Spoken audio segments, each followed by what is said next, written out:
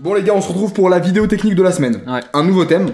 Cette fois-ci, on va prendre une main que j'ai jouée, une main café débat, où il y a eu des réactions comme ça, Des réactions. comme ça. Et on va aller creuser ce spot en détail. Et j'avais pas envie de faire cette petite vidéo tout seul. Alors j'ai proposé à Hugo de venir. En ma compagnie. On va aller voir le spot dans les moindres détails. Pour comprendre si tu as fait la bonne action ou pas. Peut-être que non, peut-être que oui. Nous allons voir ça tout de suite. On va voir ça tout de suite. Et ce que j'aime bien avec le fait de voir les mains avec quelqu'un, c'est qu'on n'est pas biaisé en fait. Tu vois, t'es pas en mode non, je suis sûr d'avoir Ouais. raison. Ça permet d'avoir un regard qui est froid sur la situation, Complètement. un regard objectif.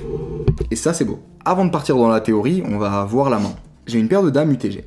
Je relance à 20$. UTG plus 1 call. Le joueur au bouton relance à 100$. On a chacun 1500 devant nous. D'ailleurs, allez checker la vidéo, mais à la fin, je lui prends tout. Je call. UTG plus 1 call. Et on se retrouve à 3 sur un flop 10, 5, 3. On a une overpair, un tirage couleur, On est plutôt bien. plutôt pas mal. Je check, et là, c'est là que ça commence. Le joueur UTG plus 1 relance 50$ dans un pot de 300$.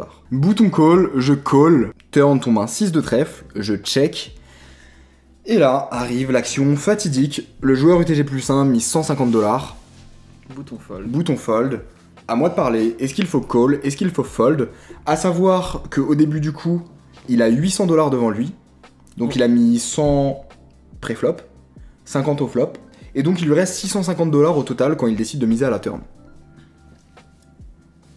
Exactement. Exactement, là j'étais en mode sceptique un peu. Non, je suis totalement d'accord. Sûr, 800 moins 150 ah, je suis pas sûr. Là, j'ai un doute, là. Là, tu me mets le doute. Ouais, bah qui est pas fou là. Ok, on va aller creuser ce spot en détail. Et quand on étudie un spot, on commence. Par le pré-flop. Ah, mais Flopzilla, quoi, d'abord. On va utiliser le logiciel Flopzilla, on va mettre sa range pré-flop. Et on parlera un peu des flops, de la turn, des rivers. Pour utiliser cette main, on va utiliser Flopzilla. Alors déjà, on va mettre la range pré-flop du monsieur. C'est un joueur à peu près solide, qui fait pas n'importe quoi, mais pas un joueur régulier non plus. J'imagine un peu sa range comme ça. Je pense qu'avec Dame-Dame plus, il aurait relancé. Paire de valet, paire de 10, je l'ai mis à 50%. Roi-Dame, je l'ai mis à 50%, même si en vrai, je pense pas trop qu'il l'a dans sa range, mais c'était plus pour te faire plaisir. Et ensuite, les As suités à 6 à 7, je pense qu'il l'a quand même bien dans sa range. Et voilà, ça ressemblera à quelque chose comme ça. La méthodologie qu'on va utiliser pour étudier le spot, c'est en 3 points. C'est hyper important de faire un scénario pessimiste, un scénario optimiste, et un scénario qui va être plus neutre. Parce que vous avez besoin de voir le spot sous plusieurs angles de vue. De voir si vous vous trompez, est-ce que ça vous coûte beaucoup d'argent? Si vous avez raison, est-ce que vous gagnez beaucoup d'argent? Et ensuite de voir un scénario un peu plus neutre, un peu plus nuancé entre les deux. Et en général, ce que je vais utiliser, c'est que si dans 2 cas c'est un call, bah je call. Si dans 2 cas c'est un fold, et bah je fold. Donc on a une dame de pique, dame de cœur, et tombe un flop 10, 5, 2. Maintenant que la range pré-flop est établie, on va passer au flop. Au flop, il décide de miser 50$ dans un pot qui fait 300$. Je vous laisse réfléchir de votre côté à quoi ça vous fait penser, et je te laisse me dire de ton côté ce que ça représente pour toi. Pour moi, ça représente une mise où il a pas envie de nous faire fold. En tout cas, c'est pas une mise en bluff, c'est une mise en value. Je suis ok. Ce qui est important à comprendre ici, c'est que c'est 50 dans 300. Contre 2 joueurs, dont un qui a relancé et call un 3-bet, et un autre qui a fait un 3-bet, donc une sur-relance pré-flop. Il est contre 2 ranges qui sont fortes, sur un board qui connecte assez bien nos ranges. Exactement. Quand il mise 50 dans 300$, il espère pas nous faire fold. Ça, c'est une certitude. Et donc, on peut directement éliminer les bluffs. On va commencer avec le scénario optimiste qui nous ferait plus pencher vers un call, mais là, c'est pas de l'optimisme de penser qu'il a des bluffs, c'est juste en 1000 spots, on n'en verra jamais, donc oui, ça n'existe pas.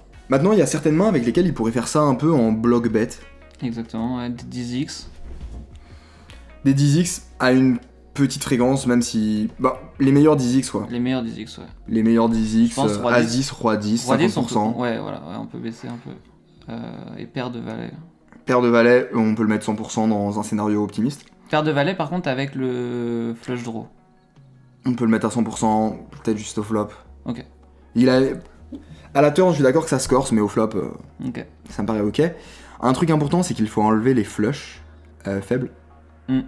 S'il a 6 et 7, 8 et 7, 9 et 8, Va miser plus cher. c'est sûr qu'il va miser plus cher. Donc en vrai, je les enlève même complètement. Enfin, Ouais. pour moi, il y a juste jamais ces mains-là. Ça se voit que quand il fait cette petite mise, il a peur de rien en fait. Ouais, il a peur de rien, ouais. Il a peur de rien, c'est sûr. Ou alors, il peut avoir une main comme un brelan qui a pas forcément. Un brelan aussi, ça a peur de rien. Dans tous les cas, Ouais. s'il y a un pic qui tombe, il est mort. S'il y a une doublette, il est max. Donc, Ça ouais. ça a pas envie de miser trop cher un brelan. Ok. Et ensuite, on pourrait mettre les flush draw faibles qui bloquent un peu l'action. Mais ça, je le mettrais à très petite fréquence parce que Ouais. ça va être très peu fait. C'est vraiment parce qu'on est dans le cas de faire un scénario optimiste qui va plus nous pousser vers le call. Mais en vrai, je l'imagine quasi pas quoi. Est-ce qu'on mettrait pas un as-dame, Ouais, laisser le bénéfice du doute d'un bluff possible? Vas-y, un Ça petit- peut être intéressant. C'est bien le seul. Parce qu'on est dans un scénario optimiste. Donc ok, donc on a un call au flop très clear. Turn tombe un 6. Trèfle. Voilà la situation dans laquelle on se trouve. Ou pour rappel, il mise 150 dans 450. Il mise 150 dans 450. Là pour le coup, les blocking bets avec des 9, 9, 8, 8, 7, 7 N'existe plus. n'existent plus. Parce qu'une fois qu'il s'est fait call par 2 joueurs, il va relativement bien se calmer quand même. Exactement. Par contre, vu que c'est le thème, on va lui laisser son bluff. Paire de valet, qu'est-ce qu'on en pense? Paire de valet, perso, bon, je l'ai jamais vu de ma vie, Non. mais scénario optimiste. On met ok, mais pas 100%. Allez, on va mettre un 75%, c'est quand même le scénario optimiste, on est là pour Vas-y. pencher pour le call. As-dame, on le met 100%. On l'a déjà fréquencé au flop, donc en Ouais, vrai, go le ouais, mettre 100%. Ouais, ouais. As-dame, d'ailleurs, qu'on bloque à fond du coup. Paire de valet sans pique. J'imagine plus trop là. Moi, j'imagine plus trop non plus, mais on va le mettre encore parce que là, justement, c'est ça qui est intéressant dans cet exercice, c'est vraiment de se pencher dans Ouais. un autre niveau de pensée et voir dans le meilleur des mondes est-ce que c'est bien. Parce que si dans le meilleur des mondes c'est très très bien, il y a moyen que ce soit pas si dégueu que ça au final. Donc l'idée c'est de voir ça. Même si je pense que là, même dans le meilleur des mondes, ça va pas être oufissime non plus. Et pour le coup, les flushs, il les joue comme ça, les brelans, il les joue comme ça, parce que aussi on a pas raise au flop, donc on Ouais. représente un peu moins de force. Mais tu vois déjà, si avec des brelans, on n'est pas sûr qu'ils misent 150$, Ouais. si déjà la question se pose, Ouais, c'est ah, cool. c'est que c'est pas avec un valet sans pique qui va miser 150$ quoi. Mais bon. Et donc, dans ce scénario-là, on a une équité qui est de 22,8. 22,8%. Et il nous faut 20%. Exactement. Quand on call une mise de un tiers pot, ça veut dire qu'on mise 1 dans un pot qui faisait 3 à la base, où le mec a mis 1, et où nous aussi on met 1. Donc c'est 1 divisé par 5, ça fait 0,2. Et donc, pour que le call soit profitable, on a besoin de 20% d'équité. Pour le coup, on pourrait se dire, on les a.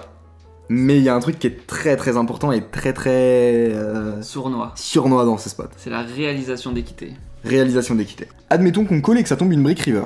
Ici, on a 22,8% d'équité en majeure partie parce qu'on bat As-Dame et on bat la paire de valets. Le problème, c'est que si le mec est assez chaud pour bet paire de valets ici en pensant qu'il est en value, ça veut a priori dire Que River, il va en mettre un troisième. parce qu'il pense que sa main est assez bonne. C'est une probabilité, on n'est pas sûr. On n'est pas sûr. Mais si on rentre dans un scénario où on rentre un 2 de trèfle par exemple, que du coup avec sa paire de valets, 50% du temps il se dit encore pas mal, Bah ouais, je suis beau là. là je suis bien. Et puis aussi son As-Dame qui va bluff. Et ben en fait contre cette range là, si cette range là, d'ailleurs As-Dame il va à peu près toujours faire tapis. Mm. Si le mec a misé à la turn, Ouais. souvent c'est pour y aller jusqu'au bout. Mais au scénario optimiste, bah après scénario optimiste on va dire qu'il va miser que 50% river.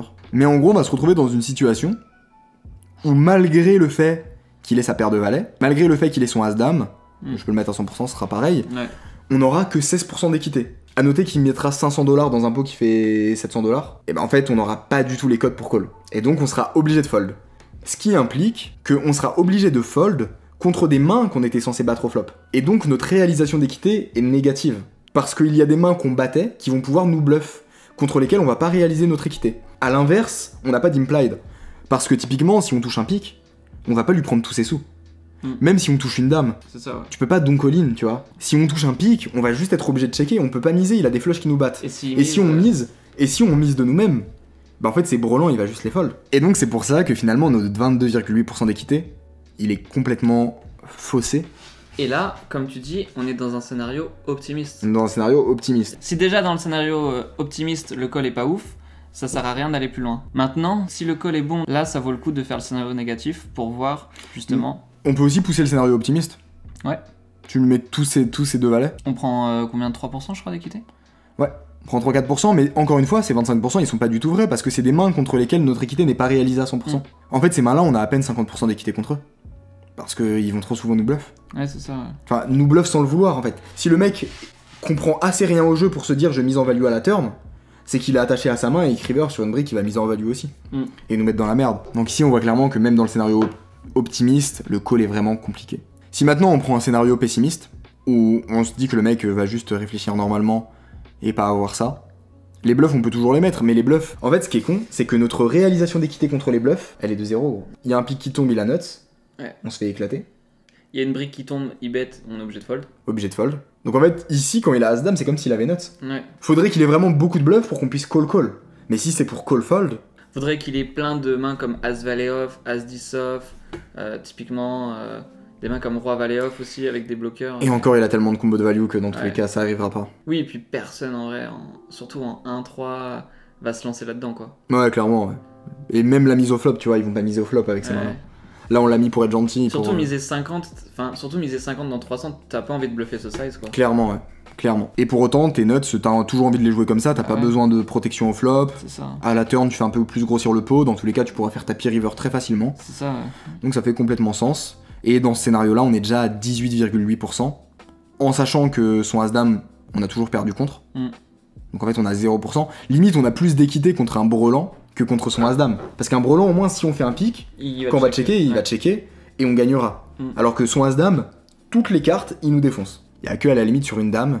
Mais voilà. Et donc, on se retrouve dans une situation où notre équité, elle est plus proche de 18%. Et où donc, c'est vraiment cata. À noter que là, on a quand même laissé une petite fréquence, 75% du temps, paire de valets avec un pic. Si maintenant on va dans le scénario pessimiste, et qu'on enlève toutes ces mains-là, en fait, bah, on se retrouve dans un spot où on a 11%. Et où c'est catastrophique. Donc là, on se retrouve dans un scénario où... Scénario optimiste, tout juste ok. Ouais. Scénario pessimiste, catastrophique. Scénario neutre, catastrophique aussi. Hein. Ouais. Après, on peut ajuster les scénarios. On pourrait imaginer qu'il a plein de bluffs, qu'il a plein de value cut, mais là, ça serait trop déconnecté de la réalité. Ouais, voilà, faut quand même être réaliste quoi. Faut quand même être réaliste. Faut voir des choses sur des profils qu'on a déjà pu voir, etc. quoi. Et c'est aussi lié au profil qui était quand même un mec plutôt solide. Et moi, ce que je trouve très intéressant dans ce spot, c'est lui, comment il a joué. Ouais. Qui d'ailleurs est très mal joué quoi, pour le coup. En fait, il a très mal joué parce que en misant 50 dans 300, Il aurait pu nous prendre tellement plus. il représente aucun bluff. C'est ce qui fait que je peux faire un fold derrière. C'est pas la turn qui me fait fold en fait. C'est son action au flop qui me fait fold. C'est la séquence de bet globale. Dans tous les cas, jouer comme ça, il avait probablement une flush. De temps en temps, peut-être il avait paire de valets et on a fold. GG à lui hein.